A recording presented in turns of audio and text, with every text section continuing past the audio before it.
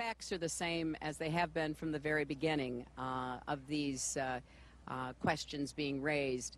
And most importantly, I never sent classified material on my email, and I never received any that was marked classified. So I'm going to let whatever this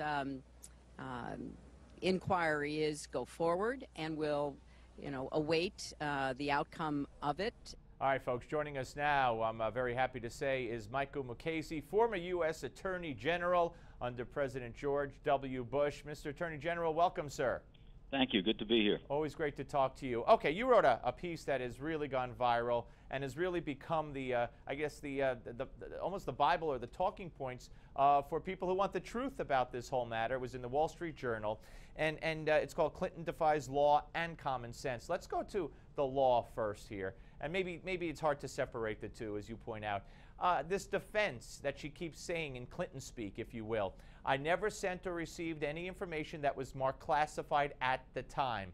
Who would mark it classified? She's Secretary of State. Shouldn't she know if it's classified or could become classified? Well, that's precisely the point. The classification and the sensitivity relates to the information. It's not whether there's a stamp on a document or not.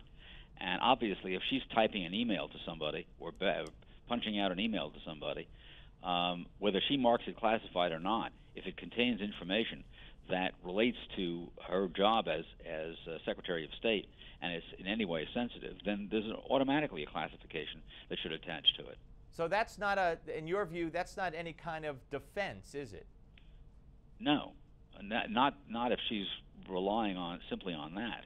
The sensitivity relates to the information. Right. It doesn't depend on the stamp or lack of it on a document. And someone in her capacity and position should be responsible enough, I don't want to put words in your mouth, I would imagine they should be responsible enough to be able to judge when something is sensitive enough that it could be classified. Well, look, this is a matter of common sense. If you're the highest ranking foreign policy official in the administration, and you're talking about our relationships with foreign countries, you're talking about defense questions that relate to our relationships with foreign countries, you have to know that information is sensitive and therefore classified. All right. Now, you also talk about the various penalties, and you point to the misdemeanor and give the example of David Petraeus. A lot of people have pointed to that. In your view, from what you know, has what Hillary has been accused of doing, again, from what we know so far, does it rise to the level of Petraeus, or does it go above and beyond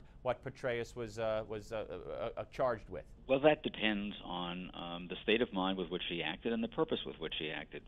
David Petraeus was charged with keeping information in a place where it was not authorized to be kept.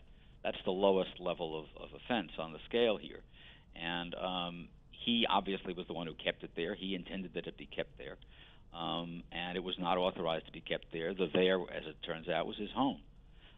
If she kept information, if she caused information to be kept on a server where it was not authorized to be kept, then yes, she was responsible.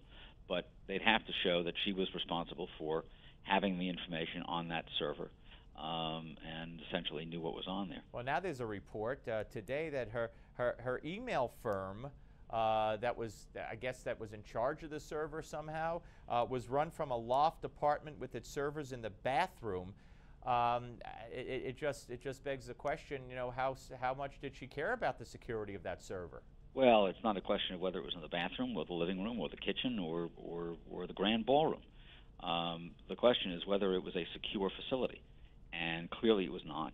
And what about, I'm sorry, go ahead. Go ahead. No, okay, what about David Kendall, her attorney, who, apparently had a lot of, he had that little thumb, whatever they call it. Thumb drive? Yes, thumb drive. Well, actually, probably had more than one thumb drive, because I can't imagine that one thumb drive could accommodate, 30,000 documents? And now they're saying he might not have had security clearance to have those kinds of emails on that thumb drive. How much of a problem is that? Well, I'm sure he did. I doubt that he had security clearance, number one. But number two, even if he did, his office certainly is not an authorized place to keep that material.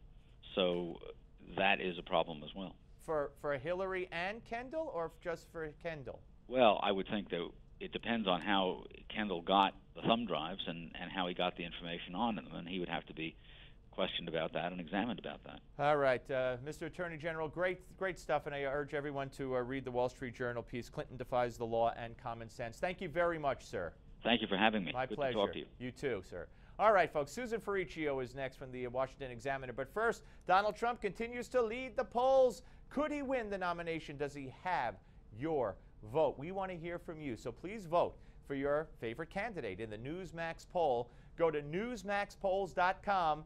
Cast your vote. Go to newsmaxpolls.com because we want to hear from you. And we'll let you know how that poll is going. Coming up next, Susan Ferriccio.